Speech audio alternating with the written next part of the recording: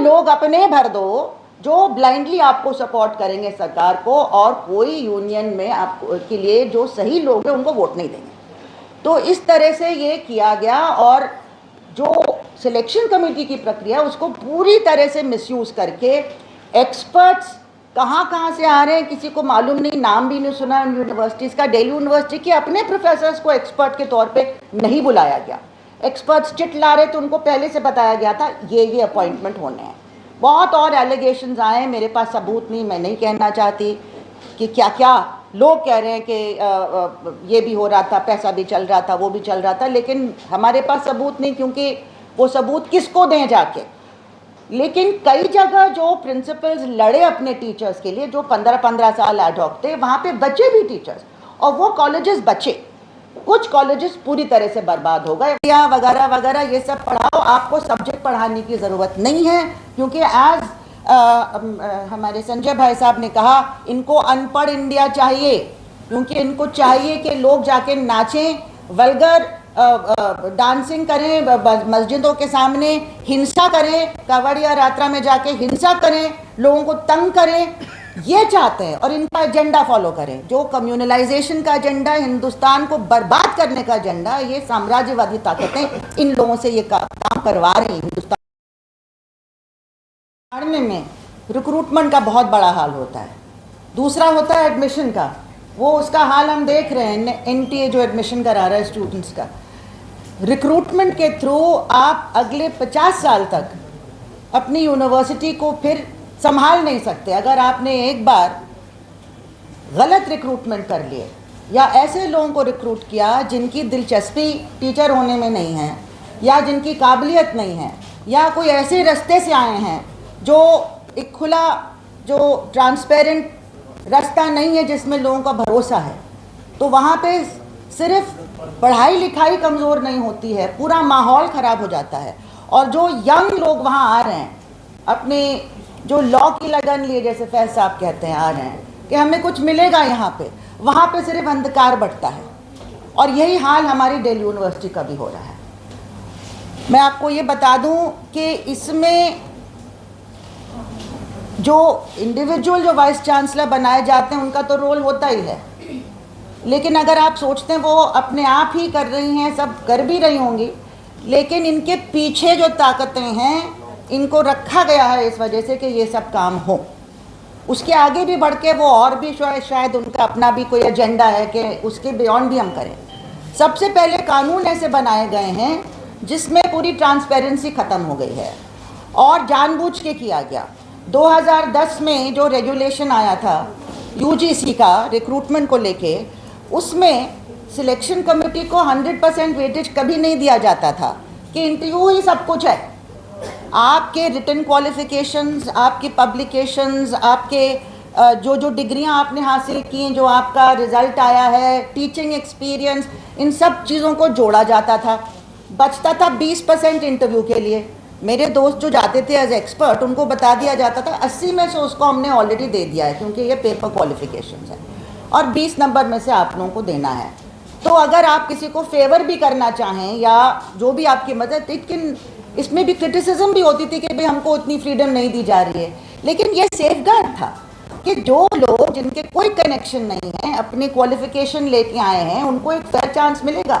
एक ट्रांसपेरेंट तरीके से उनकी क्वालिफिकेशन, डिग्रियां वगैरह सब गिनी जाएंगी।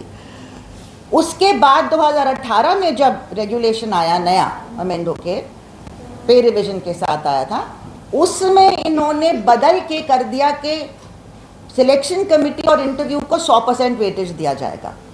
तभी हम लोगों को पता चल गया कि ये गड़बड़ करने जा रहे हैं। हमारे यहाँ पिछली सरकार में भी जो गलत नीतियाँ अपनाई थी, उसमें 50% टीचर एडहॉक रखे गए, पद भरे नहीं।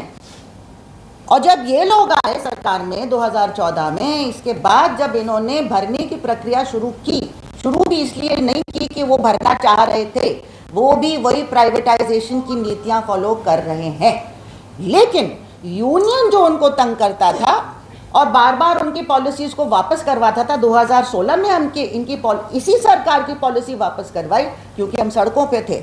यूनियन को भी खत्म करना जरूरी होता है, नहीं तो आपको लड़ना पड़ता है यूनियन के खिलाफ। तो यूनियन को कंट्रोल करने के लिए आप पदों में इतने लोग अपने भर दो जो ब्लाइंडली आपको सपोर्ट करेंगे सरकार को, और कोई यूनियन में आपको के लिए जो सही लोग हैं उनको वोट नहीं देंगे। तो इस तरह से ये किया गया, और जो सिलेक्शन कमेटी की प्रक्रिया उसको पूरी तरह से मिसयूज करके एक्सपर्ट्स कहाँ से आ रहे हैं किसी को मालूम नहीं, नाम भी नहीं सुना यूनिवर्सिटीज़ का। दिल्ली यूनिवर्सिटी के अपने प्रोफेसर्स को एक्सपर्ट के तौर पे नहीं बुलाया गया। एक्सपर्ट्स चिट ला रहे तो उनको पहले से बताया गया था ये अपॉइंटमेंट होने हैं।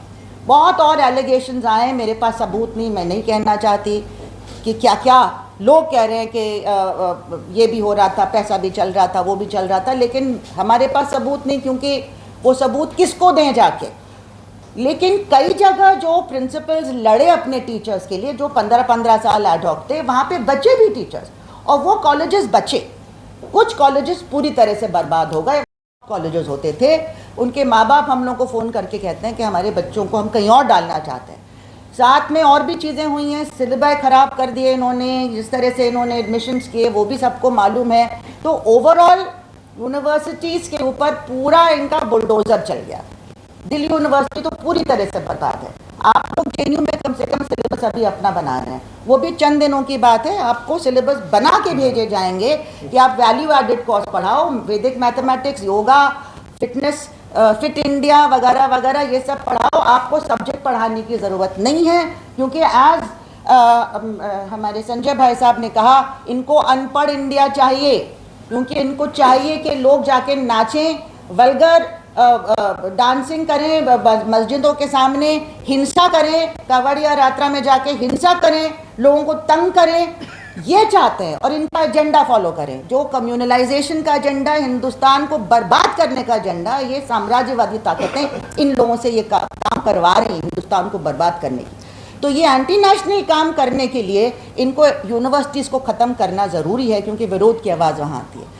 मज़े की बात यह है कि इनकी लाख कोशिश के बावजूद हमारे यंग लोग इनके झांसे में नहीं आए हैं। और अभी कॉकरोच जनता पार्टी का जो हम लोगों को सबको सांस में सांस आ गई है एकदम से, कि यंग लोग क्या सोच रहे हैं इंडिपेंडेंटली और अपने हक के लिए लड़ने के लिए तैयार है। उनकी क्रिटिकल थिंकिंग को आपने अभी तक पूरी तरह से बर्बाद नहीं किया है, और वो हमारी उम्मीद है। तो इसी के साथ मैं रिपोर्टर्स कलेक्टिव को भी बहुत बहुत मुबारकबाद देना चाहती हूँ। हालांकि JNUTA ने लगातार इंक्वायरी और ये सब चीज़ें की हैं और मटेरियल जमा किया है, लेकिन उसमें क्रेडिबिलिटी की छाप होना ज़रूरी है। और रिपोर्टर्स कलेक्टिव ने वो हमको दिया है कि आपने उसको एग्जामिन करके जब अडॉप्ट किया है, तो इसका मतलब है कि इसकी एक पब्लिक क्रेडिबिलिटी जो होती है। JNU को तो बहुत बदनाम किया जा रहा है, हम सबको बदनाम किया जाता है कि ये तो कहते ही हैं, ये तो पॉलिटिकली मोटिवेटेड है, तरह तरह की चीज़ें कही जाएंगी। लेकिन रिपोर्टर्स कलेक्टिव का एक रिस्पेक्ट है, क्रेडिबिलिटी है, एक पहचान है, और उससे हमें लगता है कि ये दबाव जो हम लोग को सरकार के पे डालना है कि जो आप कर रहे हैं, करवा रहे हैं अपने वाइस चांसलर से, ये नहीं चलेगा। हालांकि इतने कानून इनके सपोर्ट में है, सिलेक्शन कमेटी पूरी तरह से रेट है, इसके बावजूद इनको स्क्रीनिंग कमेटी के रिजेक्टेड कैंडिडेट्स को बुलाना पड़ रहा है। मतलब ये तो अजीब हाल है।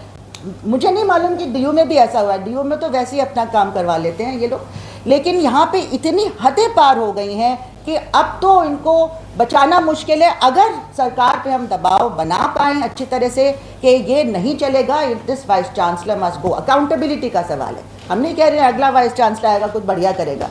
अगला एजुकेशन मिनिस्टर आया है, पता नहीं क्या हम उम्मीद रखते हैं उनसे, उनकी क्या रिकॉर्ड उनका रहा है।